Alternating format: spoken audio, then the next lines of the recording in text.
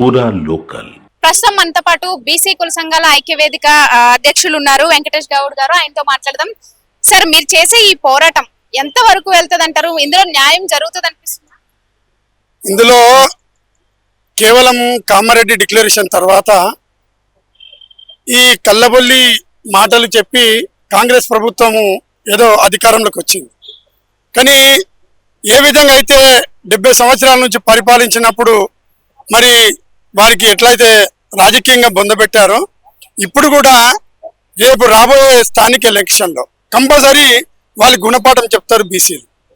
ఇప్పుడు జూబ్లీస్లో మన ఎలక్షన్ జరిగినప్పుడు ఇంత బీసీ ఉద్యమం జరుగుతున్నప్పుడు మీరు బీసీ క్యాండిడేట్ను వాడుకున్నది వాళ్ళే, కానీ మన బీసీని రేపు మోసం చేయడానికి కూడా వాళ్ళే ఉన్నారు.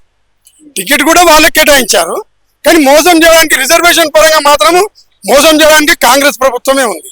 కాబట్టి ఈ బీసీ జేఏసీ అయితే ఇప్పుడు ఏర్పాటు అయిందో అన్ని పార్టీల మీద అన్ని పార్టీ ఆఫీసుల దగ్గర ధర్నా చేస్తాం, నిరాహార దీక్ష చేస్తాం. ఎవరైనా రెబల్స్ లేకుండా 50% రిజర్వేషన్ బీసీలకే కేటాయించాలి. లేనిచో మేము చాప కింద నీరులాగా మేము ప్రవహించి రేపు నవీన్ యాదవ్ నేనైతే బీసీలు గెలిపించారు. అదేవిధంగా తెలంగాణలో రాబోయే అసెంబ్లీ కానీ లోకల్ ఎలక్షన్ కానీ మేము మా ఓటు మేము వేసుకుంటాం. రాజ్యాంగ విరుద్ధం కాదు, ఇది 9th షెడ్యూల్లో ఉండదని తెలుసు. గతంలో తమిళనాడు ప్రభుత్వం కూడా మీరు రాష్ట్రపతి దగ్గరికి పోయి వాళ్ళ వినతి పత్రం ఇచ్చి అక్కడ ధర్నా చేసి తర్వాత ప్రధానమంత్రిని కలిసి వాళ్ళకు ఆ రాష్ట్రంలో వాళ్ళు ఇచ్చిన మాట మీద నిలబడడానికి కాంగ్రెస్ ప్రభుత్వం 70 ఏళ్లలో ఎప్పుడు కూడా మాట మీద నిలబడలే. ఇప్పుడు కేంద్రంలో కొంత గొప్ప 27% బీసీలకు రిజర్వేషన్ వేసింది, బీసీ కమిషన్ ఏర్పాటు చేసింది. మొన్న ఎలక్షన్లో అసెంబ్లీ ఎలక్షన్లో బీసీ ముఖ్యమంత్రి ప్రకటించింది. కానీ ఈరోజు ఏవైతే ఇప్పుడు 2 సార్లు కూడా ప్రభుత్వం పరిపాలించిన కాంగ్రెస్, టీఆర్ఎస్, తెలుగుదేశం బీసీలకు పెద్దపీట వేయలేదు. ఈరోజు జనగణనలో కులగణన ఇవాళ ప్రవేశపెట్టిండు నరేంద్ర మోడీ గారు. వారు దగ్గర జనగణన కులగణనలో 26 లోపల అమలు అవుతుంది. కానీ మాకు ఎవరు రిజర్వేషన్ ఇచ్చేది అవసరం లేదు, మాకు చట్టబద్ధత ఆటోమేటిక్గా వస్తుంది. కాబట్టి వీళ్ళకందరూ కూడా రేపు చిత్తశుద్ధి ఎవరికైతే ఏ పార్టీ రాజకీయ పార్టీలకు ఉంటుందో బీసీల పట్ల రాజ్యాంగం పట్ల వాళ్ళే రాబోయే రోజుల్లో అధికారంలోకి వస్తారు. కాబట్టి ఈ కాంగ్రెస్ నమ్మరు. ఇంత తెలంగాణ ప్రజలంతా కూడా ఈరోజు నేను ఏదో మాటలు చెప్తే నేను మిమ్మల్ని మోసం చేసి నేను తెలంగాణలో సీఎం అయినా అని చెప్పినాక కూడా ఈరోజు బీసీ కుల సంఘాలన్నీ కూడా ఇట్లా నిద్రపోకుండా ఈరోజు లేస్తూ ఉన్నారు. కాబట్టి వాడికి కంపల్సరీ గుణపడని చెప్తారు. ఈడికించి ఏదైతే బీహార్లో 61 సీట్లు కొట్లాడితే 6 సీట్లు ఎట్లయితే వచ్చినాయో ఇదే గతి ఇక్కడ పడుతుందని నేను మన చేస్తాను. ఇప్పుడు మీకు ఒక విషయం చెప్తానండి.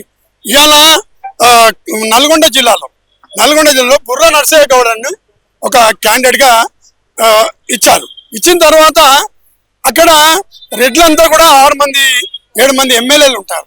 దాంట్లో బుర్రా నరసయ్య గౌడ్ ఎంపీ ఎలా అవుతాడు? మన పైన మనం ఎమ్మెల్యే ఉంటే వాడు ఎంపీ అవుతాడా అని చెప్పి రెడ్లంతా కలిసి ఆ బీసీలను విభజించి ఆయనను ఓడగొట్టడం జరిగింది. అంత మంచి నాయకుడు ధర్మభిక్షం గారు 2 సార్లు రూపాయి పెట్టుబడి లేకుండా గెలిచిండు.